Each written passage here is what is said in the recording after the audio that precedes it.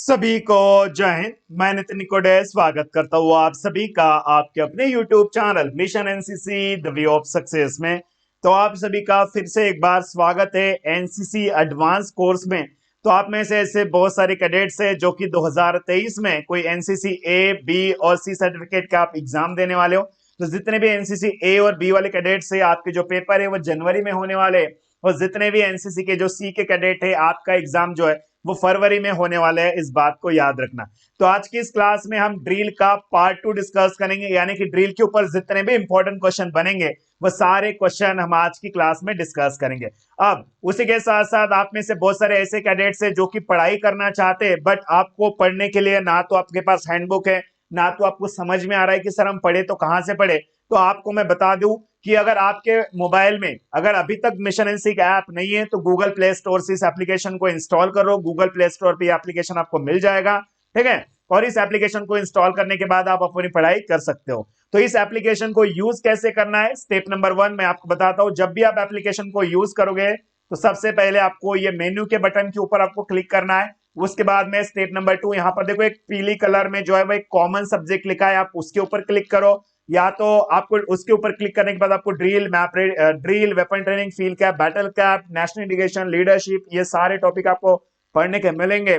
उसी के साथ साथ अगर आप स्पेशलाइज्ड के ऊपर क्लिक करते हो तो आपको जो है वो military history, arm forces, map reading, field craft, battle craft, communication, ये सारे जो टॉपिक है आपको यहां से पढ़ने मिलेंगे। अगर आप में से किसी को ऑब्जेक्टिव क्वेश्चन देखना है, क्विज देखना है, तो आप क्विज के ऊपर क्लिक करके अपने ऑनलाइन टेस्ट को भी सॉल्व कर सकते हो। तो ये सारा आपको जो है वो इन्हीं 3 चीजों में आपको मिल जाएगा, common subject, special subject and quiz में। सारे नोट्स इसमें अवेलेबल है, आपको जो पढ़ना है ना वो आप पढ़ सकते हो। अगर आपको मॉडल पेपर पढ़ना है तो नीचे आपको मॉडल पेपर भी मिल जाएंगे, बट एप्लीकेशन को इंस्टॉल करके आज से पढ़ाई अपनी शुरू कर देना। चलो आ जाओ, सभी सभी का स्वागत है एंड जय हिंद एवरीवन। आज की जो क्लास है हम शुरू करते हैं। आज का ड्रिल का पार्ट 2 होने वाला है। इसके ऊपर जो है मैंने एक प्लेलिस्ट बना दी है, अगर आपने पहले वीडियोस नहीं देखा है, जिसका नाम है एनसीसी एडवांस कोर्स 2023। इसमें सारी वीडियोस आपको मिल जाएगी, ठीक है। तो पहला क्वेश्चन है, रिक्त स्थानों की पूर्ति करो, फिल इन द ब्लैंक्स का क्वेश्चन है कि विश्राम अवस्था में दोनों एड़ियों के बीच की दूरी कितनी होती है। तो आप सभी को पता है कि विश्राम की अवस्था में दोनों एड़ियों के बीच की जो दूरी है वो होती है 12 इंच, ओके। और आप में से बहुत सारे कैडेट्स के मन में अभी भी डाउट है कि सर 18 इंच क्या होता है, ठीक है। तो भैया 18 इंच जो है वो विश्राम में दोनों पंजों के पंजों की दूरी, ठीक है, पंजे से पंजे की जो दूरी है वो होती है 18 इंच, और एडी से एडी के बीच की जो दूरी है वो कितना होती है, वो होती है 12 इंच। इस बात को याद रखना, एडी टू एडी कितना होगा, 12 इंच, और पंजे से पंजा, टो से टो कितना होगा बच्चा, 18 inch is the right answer. अब इसमें कंफ्यूज मत होना। नेक्स्ट, कि क्वार्टर गार्ड में कितना गार्ड खड़ा होता है। तो भैया क्वार्टर गार्ड में आपको पता है कि 8 कैडेट खड़े होते हैं, ठीक है, 8 गार्ड खड़ा होता है, 8 कैडेट खड़े होते हैं क्वार्टर गार्ड में। उसके बाद जनरल सलामी को और ऊपर के रैंक के अधिकारियों को दिया जाता है। जो जनरल सल्यूट होता है, आपको पता है कि जो शस्त्र के द्वारा जो सल्यूट दिए जाते हैं, एक तो नेशनल सल्यूट है, उसके बाद में जनरल सल्यूट है, देन सलामी शस्त्र है। तो जो जनरल सल्यूट होता है वो किसे दिया जाता है, आपको पता होगा कि जिनकी भी रैंक मेजर जनरल के ऊपर है उन सभी को जनरल सल्यूट दिया जाता है। जिनकी भी रैंक मेजर जनरल के ऊपर है उन सभी अधिकारियों को जो है वो जनरल सल्यूट दिया जाता है। समीक्षा क्रम में कितना कदम चल के हमें थंब करना होता है। तो समीक्षा कदम में जो है वो हमको 14 कदम चल के जो है वो हमें थंब करना होता है, इस बात को याद रखना। अगला क्वेश्चन है कि पीछे मुड़ में कौन से तरफ से मुड़ा जाता है। तो भाई पीछे, जब भी हम पीछे टर्न होते हो, अबाउट टर्न होते हो, तो पीछे मुड़ में हम हमेशा राइट साइड से टर्न होते हैं, दाहिने साइड से टर्न होते हैं।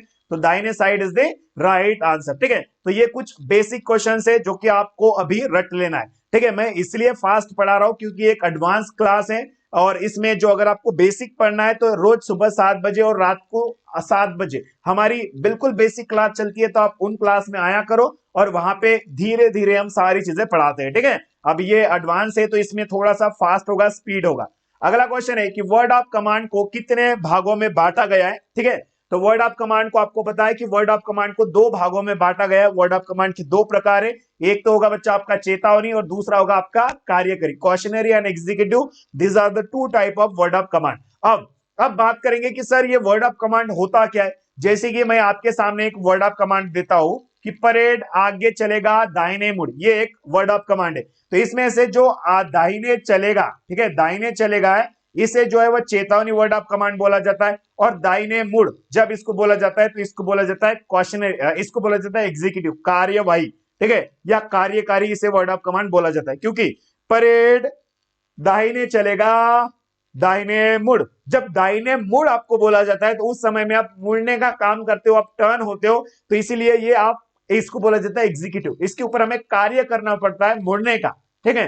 तो दाहिने चलेगा ये आपका चेतावनी हो गया, दाहिने मुड़ ये आपका कार्यकारी हो गया, ठीक है। तो याद रखना वर्ड ऑफ कमांड के दो प्रकार, क्वेश्चनरी एंड एग्जीक्यूटिव। नेक्स्ट अगला क्वेश्चन है कि जब अच्छे वर्ड ऑफ कमांड की क्या क्या विशेषता है, यानी कि अगर आपको एक अच्छा वर्ड ऑफ कमांड देने वाला बनना है, ठीक है, या आपको एक वर्ड ऑफ कमांड अच्छी तरीके से देना है। वर्ड ऑफ कमांड क्या है, जैसे कि आपके सामने कि परेड दाहिने चलेगा दाहिने मुड़, ये एक वर्ड ऑफ कमांड है।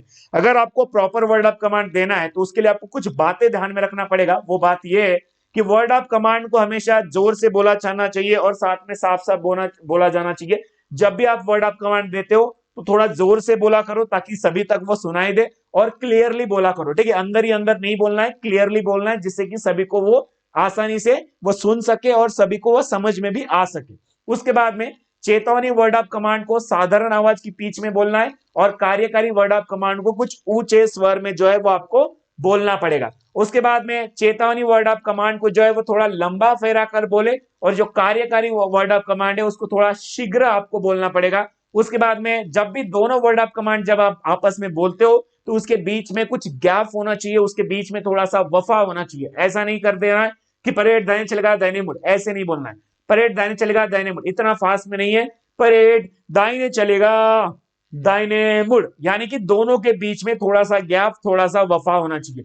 अगर ये बातें आप ध्यान में रखोगे तो आप एक अच्छा सीनियर बन सकते हो, एक अच्छा लीडर बन सकते हो, जिससे कि आप आपके पूरे की पूरी जितनी भी आपके कंपनीज होगी उन कंपनी को आप जो वह हैंडल कर पाओगे, उनका आप लीडर बन पाओगे, आप सीनियर बन पाओगे। तो इसलिए वर्ड ऑफ कमांड आपको प्रॉपर तरीके से देना आना चाहिए। और वर्ड ऑफ कमांड देने के लिए क्या बातें ध्यान में रखना है, तो ये सारी बातें हमें ध्यान रखना पड़ेगा। नेक्स्ट कि एनसीसी में मुड़ने के लिए कौन कौन से वर्ड ऑफ कमांड बोला जाता है, ठीक है। अभी आपको क्वेश्चन ना थोड़े से कुछ अलग टाइप के क्वेश्चंस आपको दिख रहे होंगे, बट वो फॉन्ट थोड़ा सा चेंज हो चुका है, तो इस वजह से मैं आपको बता रहा हूं कि वो क्वेश्चन क्या है। ओके, ऐसा मत समझना कि सर क्वेश्चन तो कुछ अलग ही दिख रहा है, क्योंकि वो फॉन्ट उसका चेंज हो चुका है। और मैं आपको बता रहा हूं कि क्वेश्चन क्या है, कि एनसीसी में मुड़ने के लिए कौन कौन से वर्ड ऑफ कमांड यूज किए जाते हैं। तो एनसीसी में मुड़ने के लिए हमेशा 6 वर्ड ऑफ कमांड यूज किए जाते हैं, जैसे कि दाहिने चलेगा दाहिने मुड़, बाएं चलेगा बाएं मुड़, आगे बढ़ेगा दाहिने मुड़, आगे बढ़ेगा बाएं मुड़, उसके बाद में पीछे लौटेगा पीछे मुड़, आगे लौटेगा पीछे मुड़। तो ये 6 वर्ड ऑफ कमांड जो है वो टर्निंग के लिए यूज किया जाता है एनसीसी में, इस बात को याद रखना। नेक्स्ट कि सावधान की स्थिति में हमें किन बातों को ध्यान रखा जाना चाहिए, one of the most important question. जब भी हम सावधान की पोजीशन में होते हैं ना, तो हमें किन बातों का ध्यान रखा जाना चाहिए। देखो, जब भी आप सावधान में आते हो तो आपका जो शरीर है वो एकदम सीधा होना चाहिए, स्थिर होना चाहिए, अकड़ा हुआ बिल्कुल भी नहीं होना चाहिए, ठीक है। शरीर एकदम सीधा, स्थिर और अकड़ा हुआ नहीं होना चाहिए। सिर जो है वो हमेशा आपका ऊपर उठा हुआ होना चाहिए। आंखें जो है वो एकदम सामने देखते हुए 100 मीटर की ओर आपकी आंखें जो है वो सामने देखते हुए होनी चाहिए, और आंखें बिल्कुल स्थिर होनी चाहिए, ना तो हिलाना डुलाना नहीं है आंखों को। उसके बाद में थोड़ी गर्दन सीधी होनी चाहिए और कॉलर को भरते हुए होनी चाहिए। उसके बाद में जो आपके शोल्डर से कंधे जो है वो वर्गाकार नीचे की ओर खींचे हुए होने चाहिए, और पैंट की सिलाई के साथ जो है वो सटे हुए होने चाहिए। उसके बाद में आपका जो सीना है, आपकी जो चेस्ट है वो ऊंचा उठा हुआ होना चाहिए, ऊपर उठा हुआ होना चाहिए। उसके बाद में दोनों हाथ शरीर के पैंट की सिलाई के साथ पीछे सटे हुए होने चाहिए, और जो कोहनियां और उंगलियां इनमें जो है वो आधी मुट्ठी बांधे हुए, अंगूठा सामने की ओर, इस तरीके से, ठीक है। ये जो उंगली है ना, अंगूठा वो सामने की ओर इस तरीके से जो है वो, शायद आपको दिखाई दे रहा होगा तो ठीक है, नहीं दिखाई दे रहा हो तो ये आप घर में ट्राई करके देखना। उसके बाद में घुटनों पर सीधे, और शरीर का दोनों भी पांव का जो वेट है, यानी कि आपका पूरा का पूरा जो बॉडी का वेट है ना, वजन, वो दोनों भी पांव के ऊपर इक्वल होना चाहिए, बराबर होना चाहिए, समान होना चाहिए, ठीक है। नहीं तो ऐसा नहीं कि भैया गधे के जैसा एक पांव के ऊपर पूरा वेट डाल दिया, एक पांव को ऐसे ही छोड़ दिया, ऐसा नहीं है, ठीक है। तो इसलिए हमारे पूरे बॉडी का जो वेट है, वजन है, वो दोनों भी पांव पर समान होना चाहिए।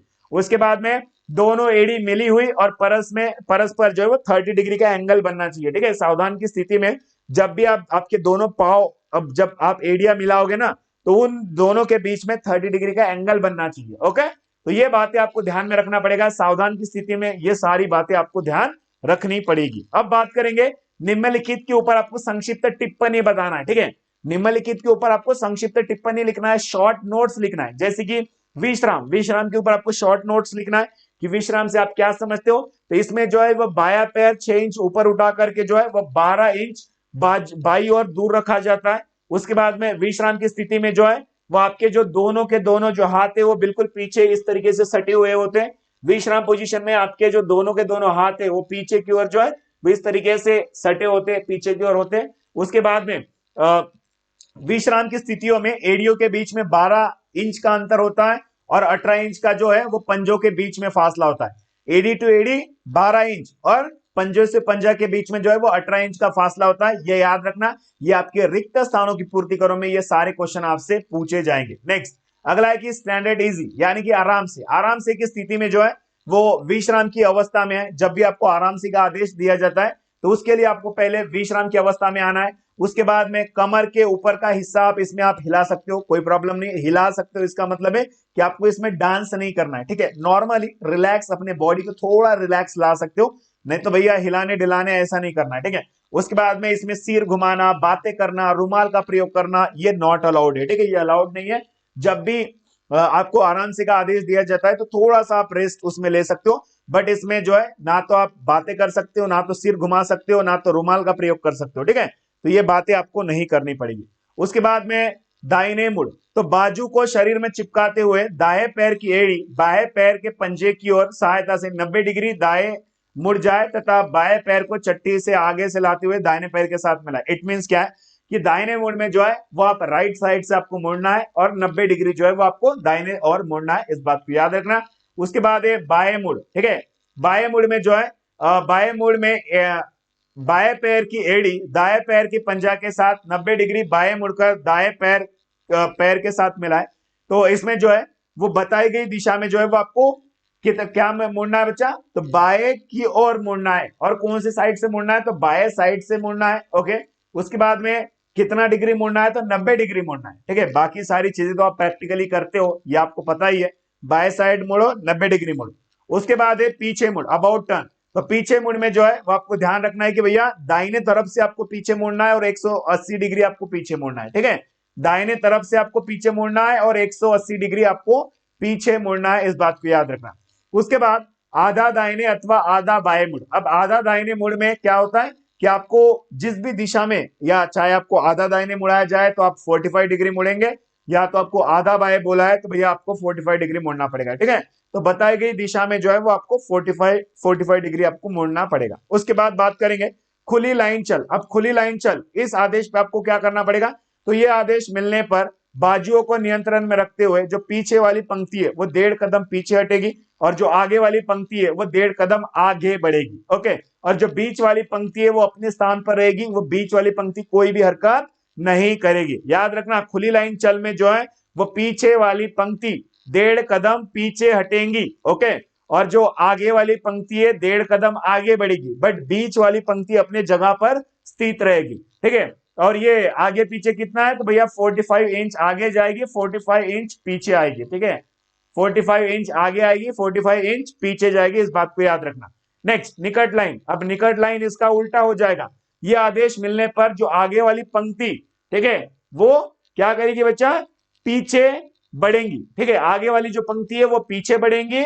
उसके बाद में जो बीच वाली पंक्ति जो पीछे वाली पंक्ति होंगे, पीछे वाली पंक्ति के जो कैडेट होंगे वो 1.5 कदम आगे बढ़ेंगे और जो बीच वाली पंक्ति है वो अपने स्थान पर रहेंगी, वो किसी भी तरीके की हरकत नहीं करेगी, बस वो अपने मुंह से आवाज निकालेगी, एक ठहरो एक दो, ठीक है। अपने मुंह से सिर्फ बीच वाली पंक्ति आवाज निकालेगी, एक ठहरो एक दो, बाकी किसी भी तरीके की हलचल वो नहीं करेगी। बट पीछे वाले कैडेट 1.5 कदम आगे बढ़ेंगे और जो आगे वाले कैडेट है वो 1.5 कदम पीछे बढ़ेंगे, ओके। और कितना भैया आगे पीछे कितना होना पड़ता है इसमें, तो 45 इंच, ठीक है। 45 इंच आगे, 45 इंच पीछे, ओके। नेक्स्ट अगला है क्वेश्चन नंबर 7। आपके सामने की ट्रू और फॉल्स आपको बताना है कि क्या सही है क्या गलत है, ठीक है। What is true and what is false.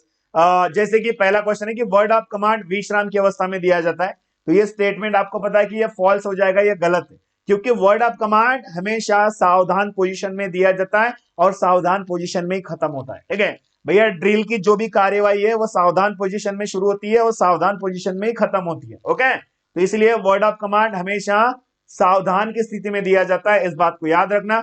उसके बाद में सावधान पोजीशन में एड़ियों के बीच की जो दूरी है वो 30 इंच की होती है। दिस स्टेटमेंट इज फॉल्स, ये आपका गलत हो जाएगा, क्योंकि सावधान की पोजीशन में जो दोनों एड़ियों के बीच में जो दूरी होती है ना वो 30 डिग्री होती है। उसमें जो है ना 30 डिग्री का एंगल बनता है, 30 इंच की दूरी नहीं होती है, याद रखना 30 इंच की दूरी नहीं होती है।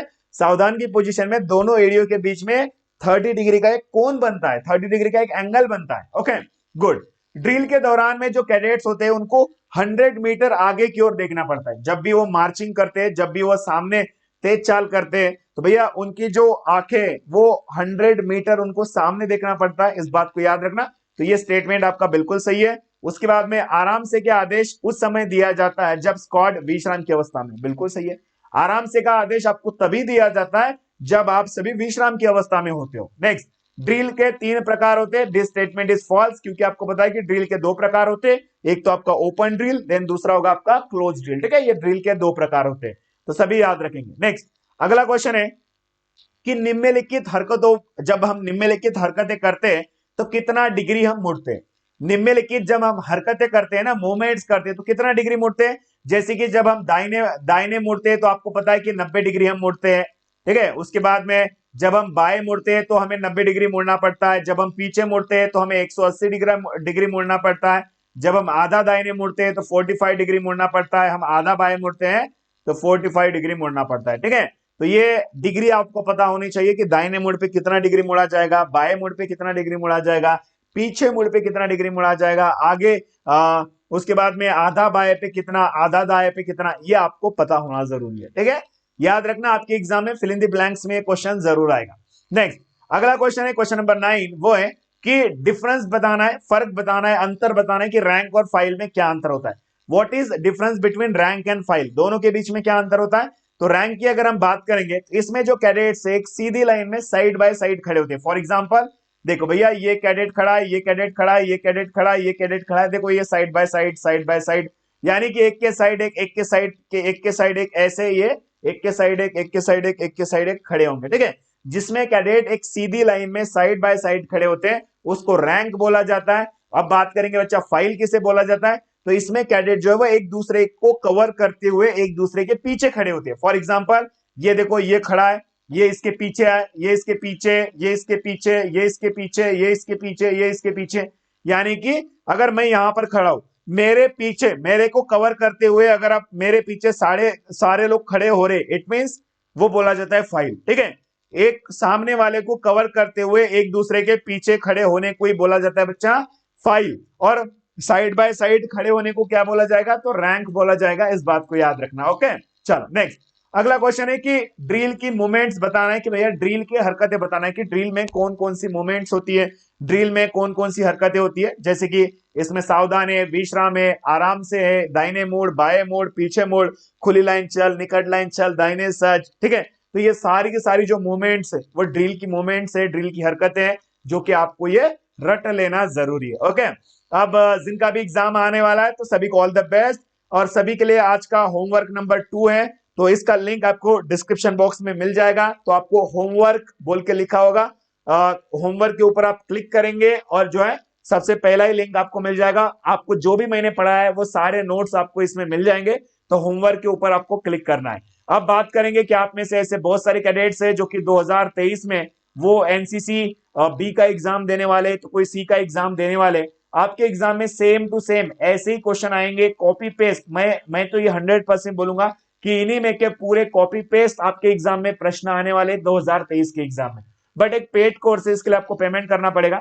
अगर आप बी सर्टिफिकेट के कैडेट हो तो इसमें आपको total 10 question paper, 10 answer, 2 practical paper, 16 topics के नोट्स, इसमें आपको क्विज टेस्ट और एक क्वेश्चन बैंक मिलेगा जिसमें 40 से भी ज्यादा के पीडीएफ है, जिसकी फीस मात्र 199 रुपीज है। ठीक है, 199 में आपको यह सारा कोर्स मिल रहा है। अगर आपका भी सपना है कि आने वाले एग्जाम में ए ग्रेड लेना, तो आप इस कोर्स को परचेज कर सकते हो और अपनी तैयारी शुरू कर सकते हो। अब आप बात करेंगे, आप में से बहुत सारे सी सर्टिफिकेट के कैडेट हैं, तो सी सर्टिफिकेट के कोर्स में total 10 question paper, 10 answer, 2 practical paper, 16 topics के नोट्स, क्विज टेस्ट और क्वेश्चन बैंक मिलेगा, जिसमें 40 से भी ज्यादा के पीडीएफ है, जिसकी फीस मात्र 199 रुपीज है। अगर आपने इतना भी पढ़ लिया तो आपके आने वाले सी के एग्जाम में आप अल्फा से पास होंगे, मैं यकीनन बोल सकता हूं। ओके, अब आप इस कोर्स को अगर आप परचेज करना चाहते हो तो ये मेरा कॉन्टैक्ट नंबर है, इस नंबर पे आप मुझसे कॉन्टैक्ट कर सकते हो। ठीक है, इस नंबर पे आप मुझसे कॉल पे बात कर सकते हो। ये नंबर आप आपके मोबाइल में सेव कर लीजिए और अपने ऑर्डर को अभी परचेस कर लीजिए, अभी कॉल करिए और आप इस कोर्स को परचेस करके अपनी तैयारी आज से शुरू कर दीजिए। तो सभी को तैयारी शुरू कर देना है, जिससे कि आने वाले एग्जाम में हमें अल्फा लेकर आना है, ए ग्रेड लेकर आना है। ओके, तो 199 रुपीज कोई इतनी बड़ी फीस नहीं है आने वाले एग्जाम के लिए। आपको पता है कि अगर आपके पास एनसीसी का सी सर्टिफिकेट होता है तो जीडी और ट्रेड्समैन में आपको रिटर्न एग्जाम नहीं देना पड़ेगा। जब आप रैली भर्ती देने जाते हो ना आर्मी की, अग्निवीर की, तो आपको जीडी और ट्रेड्समैन में रिटर्न एग्जाम नहीं देना पड़ेगा, बट उसके लिए आपके पास एनसीसी का सी सर्टिफिकेट होना जरूरी है। और सी सर्टिफिकेट आप कब पास होगे? तो जब आप इन मॉडल पेपर को अच्छी तरीके से पढ़ोगे, प्रैक्टिस करोगे, तो आपके आने वाले सी के एग्जाम में अच्छे ग्रेड से आप पास होंगे। ठीक है, आई होप कि आपको समझ में आ गया होगा। अगर वीडियो अच्छा लगा हो तो लाइक जरूर कर देना। तो बिल्कुल अभी मैं इजाजत लेता हूं, मिलेंगे बिल्कुल कल वाली क्लास में। ठीक है, नेक्स्ट वाली क्लास में 4 बजे कल फिर से क्लास चलेगी, तो कल पार्ट 3 देखेंगे। तो तब तक के लिए टाटा बाय बाय सायनारा अलविदा। आपका कीमती समय निकाल कर वीडियो देखने के लिए शुक्रिया। मिलता हूं दोस्तों अगले वीडियो में। जय हिंद, वंदे मातरम।